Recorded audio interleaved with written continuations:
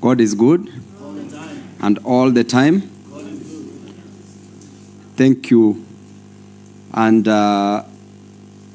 about the 10-point agenda that was purportedly released yesterday, I want to say that that was just a mere PR exercise. Everything that was released yesterday was all gibberish. It was all balderdash. It was neither important nor detailed. The detailed parts were not important, and the important parts were not detailed. I want to talk about a few issues that I saw. Issues revolving around the 10-point agenda points to a specific thing. Jobs, jobs, jobs. Jobs for the youth, jobs for our women, jobs for our men. This nation, we were promised jobs, that we would get jobs to a tune of around 1 million jobs annually, per year. What are we seeing in return? Just PR exercise. With the issue of the jobs, because of lack of jobs, the youth are going on the streets. Because of lack of jobs, our people are suffering. People are opposing this government simply because there are no jobs that we are supposed to give to our youth, men and women in this country. We look at the important things that must be done by this government to create jobs, and they haven't considered any of them. For us to have serious jobs in this nation, we must industrialize. There must be an industrial revolution, industrialization. But the capacity, when we talk about energy as a part of the infrastructure that we have in this nation, the electricity that we produce in this country, the cost is so high. We only produce around 3,800 megawatts that cannot support industrialization in this country. Then the president was telling us that by the year 2040, we should be producing only 2,000 megawatts of electricity by the use of nuclear reactants, nuclear energy. Meanwhile, our neighbor here in Ethiopia, in 2025, launched the Grand Ethiopia Renaissance Dam. That dam alone is producing 5,150 megawatts of electricity. Kenya itself is importing 400 megawatts of electricity from Ethiopia. That dam contains 74 billion cubic meters, the capacity, and was constructed at a cost of only 4.8 billion US dollars. Then we are being told that in the year 2040, we are expecting nuclear energy at a cost of 500 billion Kenya shillings. The cost, the housing that we are doing, affordable housing, per year we are spending 120 billion Kenya shillings.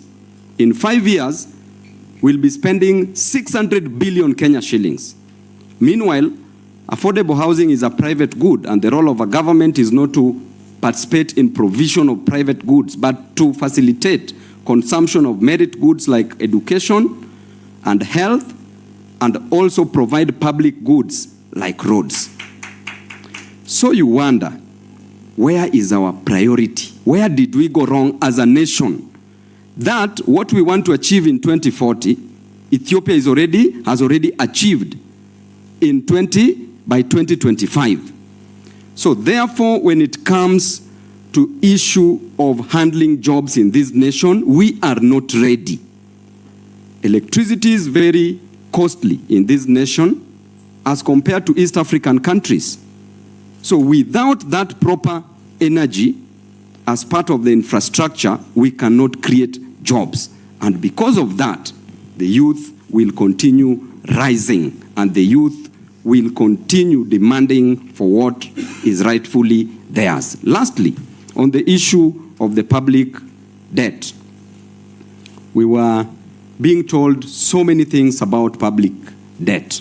Everything that was mentioned about public debt yesterday is completely out of place, is completely mere statements of puff and misrepresentation of facts. Yesterday, when they were talking about debt, we know very well that our Constitution in Article 229, Sub-Article 4, Paragraph G, gives the Auditor General the mandate to audit the public debt. And it states clearly that every 6 months after every financial year, the Auditor General shall audit our public debt. What happens in our nation? The system, the government, does not allow the Auditor General to audit our public debt. What is happening in our public debt? Right now, we have a debt of 12.3 trillion Kenya shillings. Out of that, 6.8 trillion is the domestic debt. Then 5.5 trillion is the foreign debt. Then every year we are paying 2.3 trillion as debt. The problem is not taking a debt. We all know all this from the economists who are here, that a debt is not a problem, but what you do with that debt is what is the problem. We borrow money for personal consumption. We borrow money for recurrent expenditure. We borrow money to loot as a nation. And the moment you loot that money, that debt becomes unproductive debt. The debt that we have is not productive. And therefore, we are not even creating jobs, because the moment we make the debt be productive, then we shall be creating jobs with that debt. A child born today in 2026 is born with a debt of 200,000 Kenya shillings, approximately. Therefore, where are we headed as a nation? Because we are still going to borrow more money just to waste. And therefore, my scorecard on a scale of 0 to 10, I want to say that the government has scored -1. Thank you. Thank you, Honorable Babu. Honorable Undo, 5 minutes, please, so that we can engage the... Thank you.